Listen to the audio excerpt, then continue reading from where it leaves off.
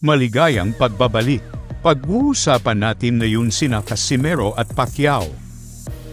Pero bago ang lahat, kung bago ka pa lang sa channel na ito, ay huwag mong kalimutang mag-subscribe at i-hit ang notification bell icon para manatili kang updated sa susunod nating upload. Makalipas ang ilang linggong pahinga matapos ang masaklap na pagkatalo mula sa kamay ng Hapones na si Konosuke Kameda, ay balik ensayo ng po si former 3-Division World Champion John Riel Casimero. Ito'y bilang paghahanda nga po sa nakatakdang laban nito na mangyayari sa December 27 taong kasalukuyan.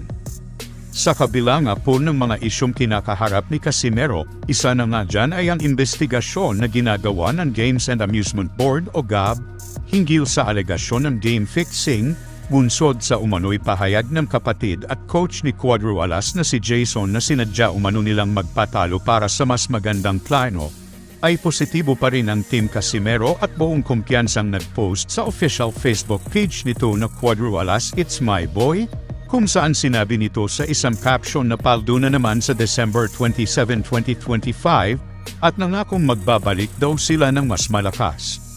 Sa kabilang dako naman, nagpaabot naman ng pagsuporta ang promoter ni Casimero na si Cookie Kameda at sinabing ipagtatanggol niya daw si Cuadro Alas sa mga umano'y alegasyon na ipinupukol sa kanya kaugnay ng umano'y game fixing.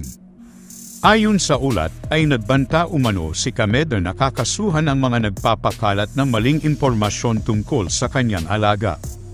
Sa ibang balita naman, ilang araw matapos lumipad patungong Amerika ang pambansang kamauma ni Pacquiao at asawang si Jinky Pacquiao para suportahan ang unang professional fight ng panganay na anak na si Jimmy Pacquiao sa darating na laban nito na mangyayari sa November 29, ay agad na pong nagsimulang mag-training si Pacquiao para sa susunod na laban nito na umano'y magaganap sa unang bahagi ng susunod na taon at mangyayari sa Las Vegas.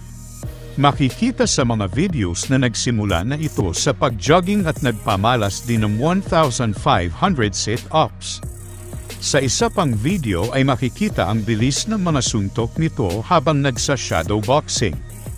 Katulad ng dati ay dagsaan na ulit ang mga tagahanga para personal na mapanood ang pag-e-ensayo ng nag-iisang 8th-Division World Champion.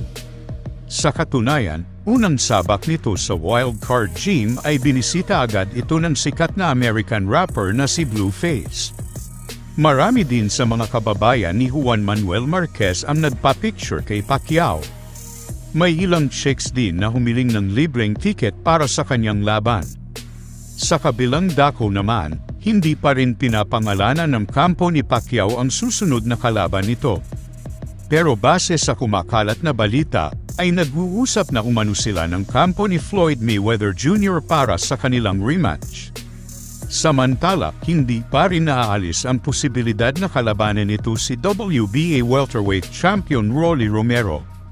Kung inyong matatandaan na sa isang press conference sa nakaraang event na Thrilla in Manila 2, ay sinabi ni Pacquiao na patuloy umano ang pakikipagnegosasyon nito kay Rolly Romero upang isapinal na daw ang kanilang laban. Kaya pala isipan pa rin talaga sa mga boxing fans kung sino ang magiging kalaban ng pambansang kamao.